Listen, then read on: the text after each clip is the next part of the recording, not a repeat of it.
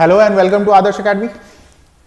Now जो derivations हम लोग करते चल रहे हैं, आई थिंक 10 तक तो हो ही गया है। Now the derivation number 11, state and proof work energy theorem. मेरे हिसाब से 70 से 75% चांस रहता है कि यह आपसे एग्जाम में पूछा जाएगा। इंपॉर्टेंट है। इसके दो केस बनेंगे। पहले आपका जो केस बनेगा वो क्या बनेगा, कांस्टेंट फोर्स पे, और सेकंड क्या बनेगा, वेरिएबल फोर्स पे। दोनों पार्ट हम लोग करेंगे एक के बाद एक, अच्छे तरीके से समझना। सबसे पहला बात है कि यहां पे कभी कभी आपसे प्रूफ करने के लिए नहीं बोलता है, वो क्या बोलता है, सिर्फ आपको स्टेट कर देने के लिए कि स्टेट वर्क एनर्जी थ्योरम। और कभी कभी प्रूफ पूछता है और कभी कभी दोनों पूछता है कि state and proof work energy theorem. तो जो सबसे ज्यादा पूछा जा सकता है वो स्टेट एंड प्रूफ, इसमें दोनों पार्ट रहेंगे। वो आप अपने से क्या कर सकते हो, क्वेश्चन के अकॉर्डिंग आंसर्स लिख सकते हो। तो चलो, state and proof work energy theorem, इसका स्टार्टिंग कैसे करेंगे। तो देखो,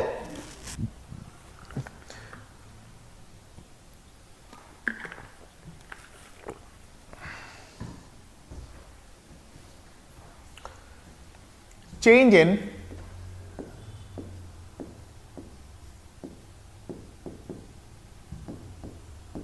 kinetic energy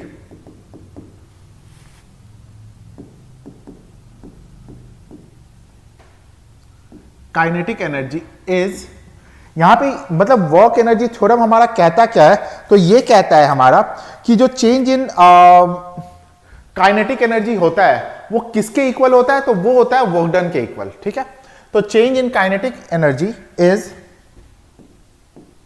equal to work done by a body. ये तो हमारा हो गया स्टेट का काम। ठीक है, अब जरा प्रूफ पे चलते हैं। तो हम लोग सबसे पहले जो प्रूफ करने जा रहे हैं, work energy theorem for a constant force.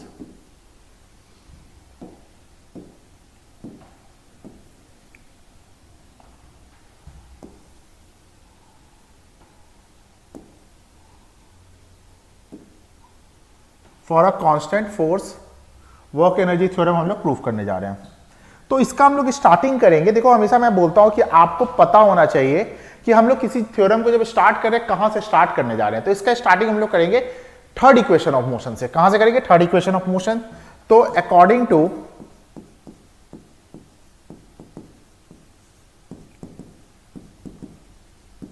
Third equation of motion, v square minus u square equal to 2as।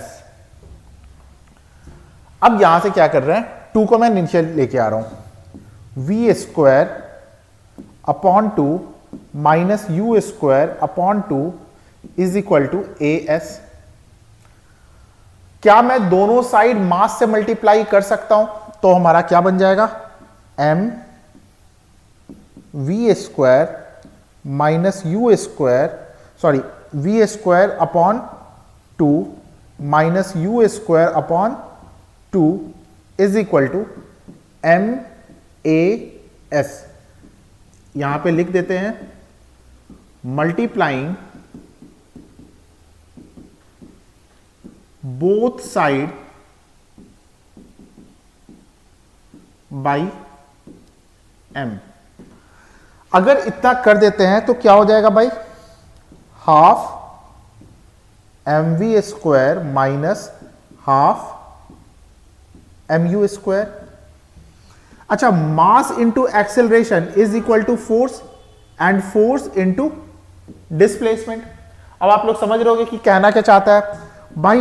v अगर फाइनल वेलोसिटी है तो इसको बोल सकते हैं फाइनल काइनेटिक एनर्जी। u अगर इनिशियल वेलोसिटी है तो बोल सकते हैं इसे kinetic energy initial, and is equal to work done. क्योंकि फोर्स इंटू डिस्प्लेसमेंट क्या होता है, वर्क डन होता है। तो कांस्टेंट फोर्स के लिए वर्क एनर्जी थ्योरम हमारा क्या हो गया है, प्रूफ हो गया है। बड़ा ही सिंपल सा था। जिसको हमने कर दिया है। अब हम लोग किसके लिए करने वाले हैं? अब हम लोग करने वाले हैं वेरिएबल फोर्स के लिए। तो देखो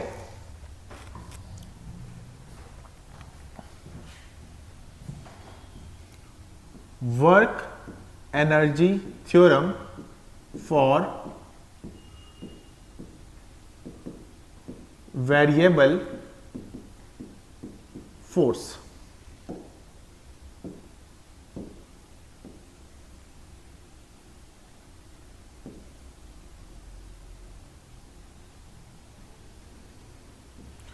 अच्छा, kinetic energy is equal to क्या होता है? Half mv square.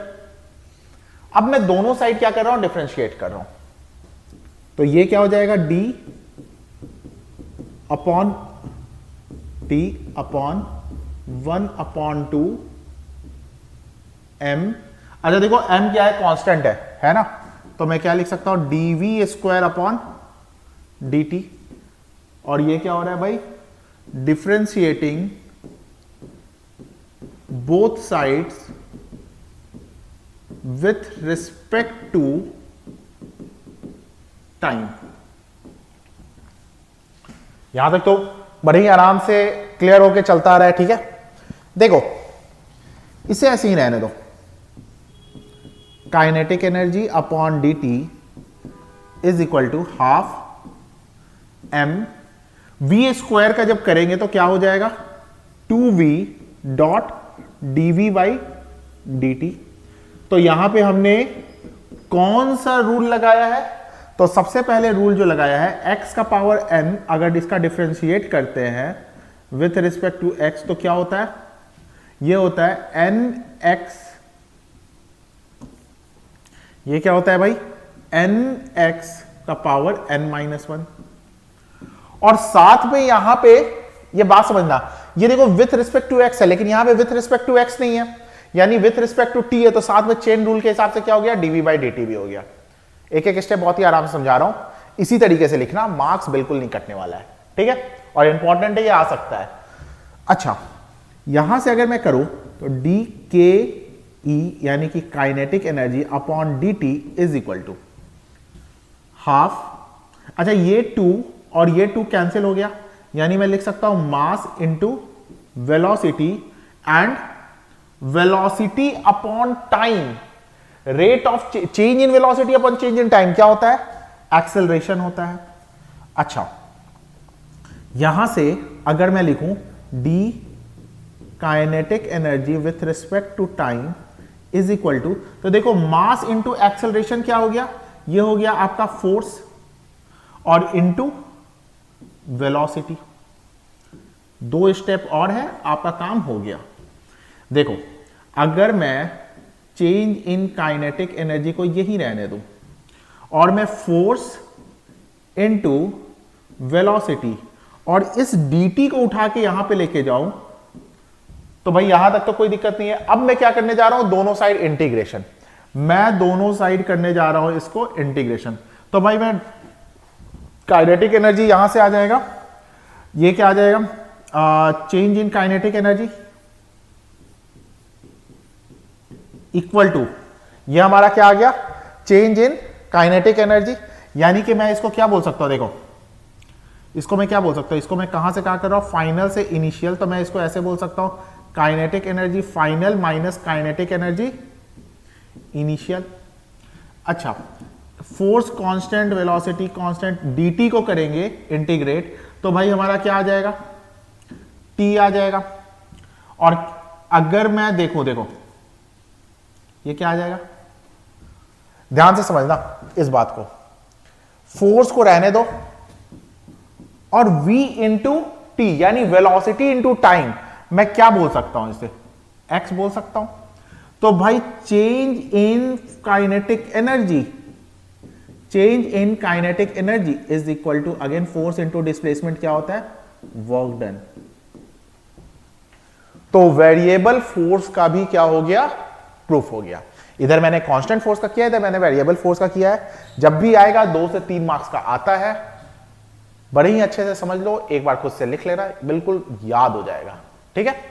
एक बार मैं साइड भी हो जाता हूं भाई, अच्छे से स्क्रीनशॉट ले लेना, याद हो जाएगा। और अभी और भी डेरिवेशंस आते रहेंगे, तो वीडियोस को फॉलो करो, ये आपके लिए फायदेमंद है। ठीक है, इस वीडियो के लिए इतना ही।